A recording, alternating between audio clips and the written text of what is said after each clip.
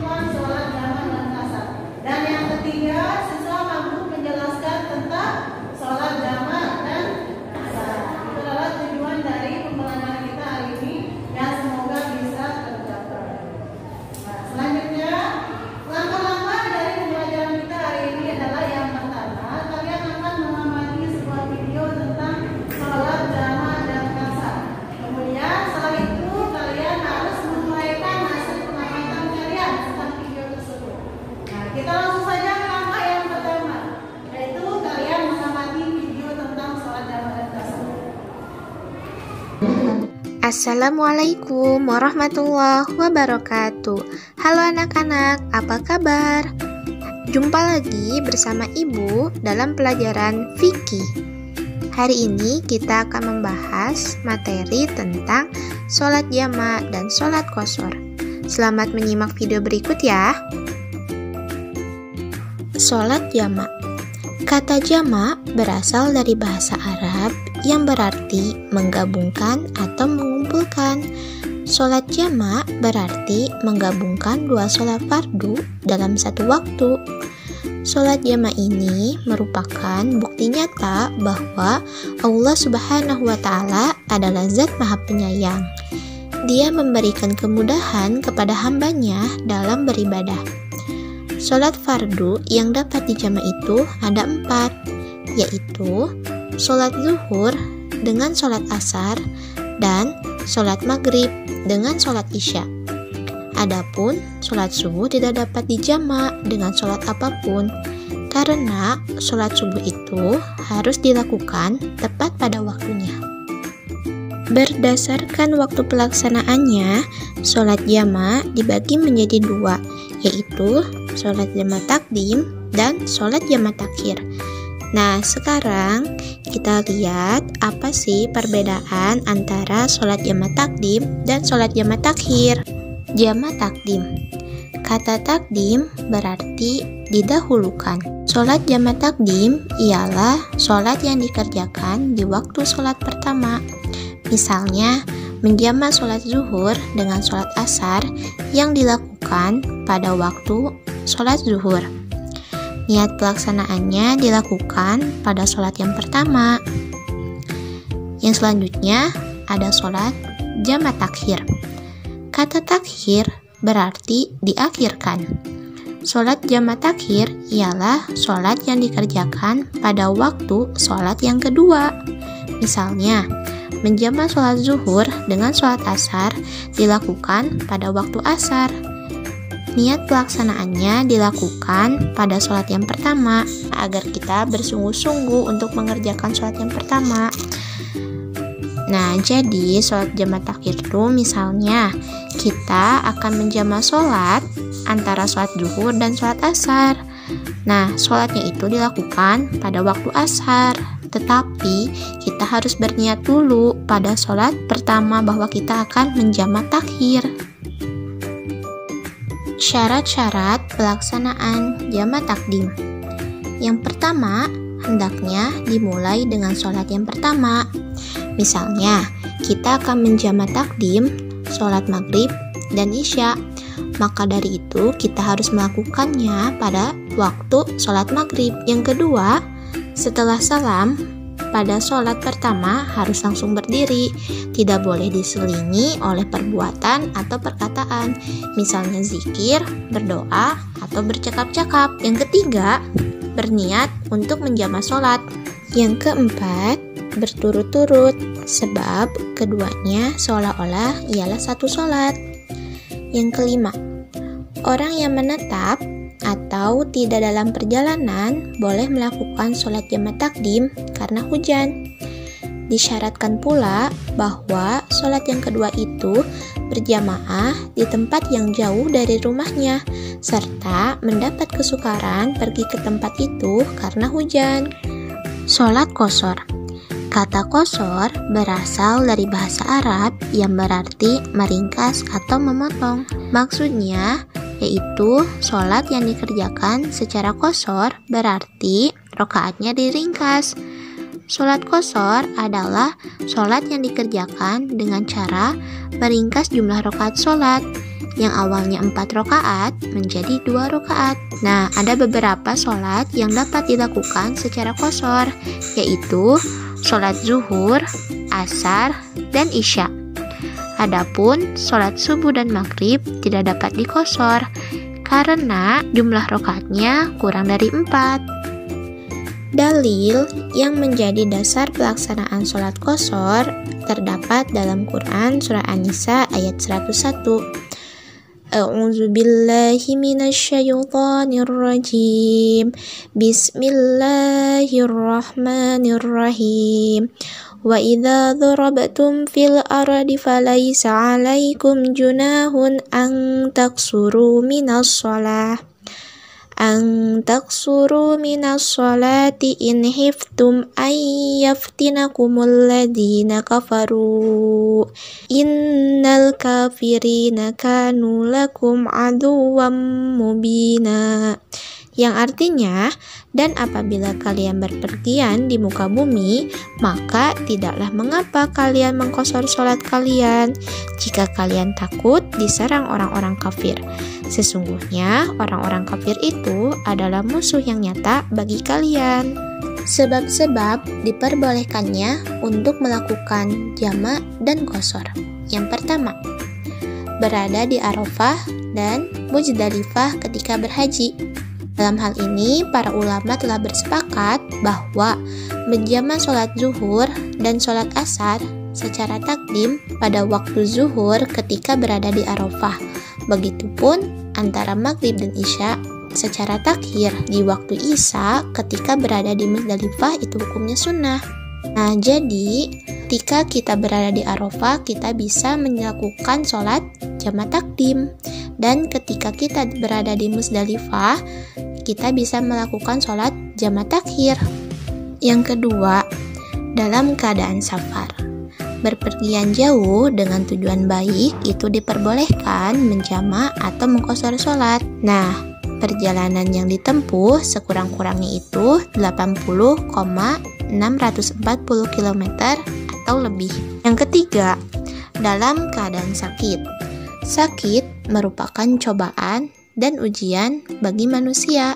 Apabila seseorang sabar dalam menghadapi cobaan dan ujian ketika sakit, dia tetap menjalankan perintah Allah dan Rasul-Nya, khususnya perintah sholat, maka akan mengurangi dosa-dosanya sekalipun sholat itu dikerjakan dengan cara dijama'. Yang keempat, saat hujan lebat.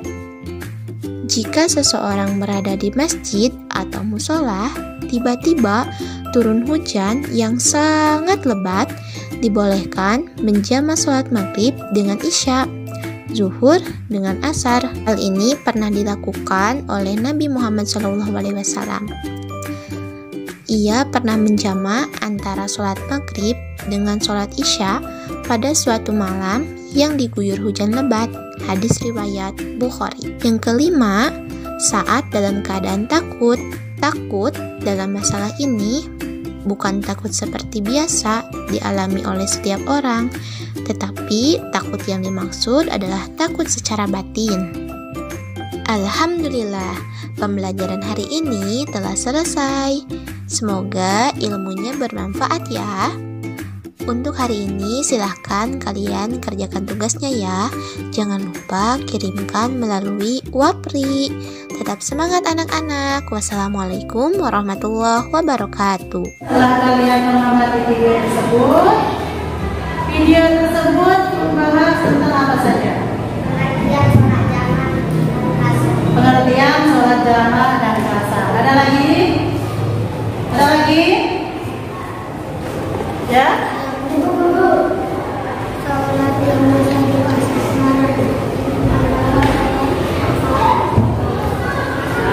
Sholat yang bisa dikasar, sholat yang dilarang. Ada lagi? Sholat yang bisa dijama' adalah sholat yang berpasangan. Sholat yang berpasangan. Sholat yang bisa dijama' adalah sholat yang berpasangan. Ada lagi? Ya.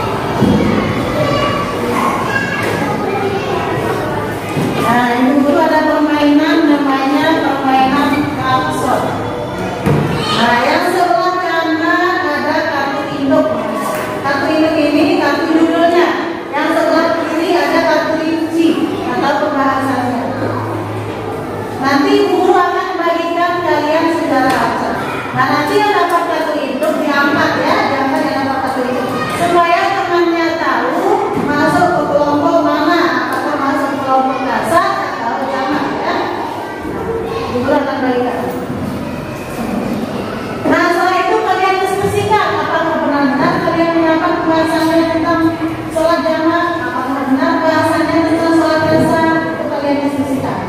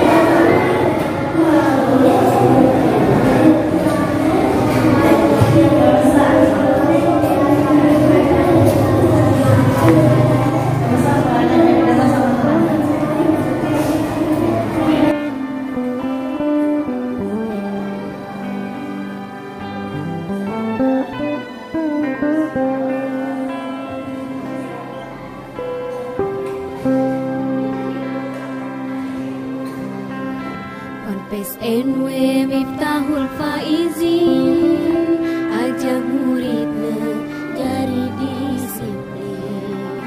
Ponpes NW Miftahul Faizin, bimbing muridna jadi pemimpin. Ponpes NW Miftahul Faizin, mudah-mudahan selamat dunia akhirat. Ponpes NW Miftahul Faizin, mudah-mudahan selamat dunia akhirat.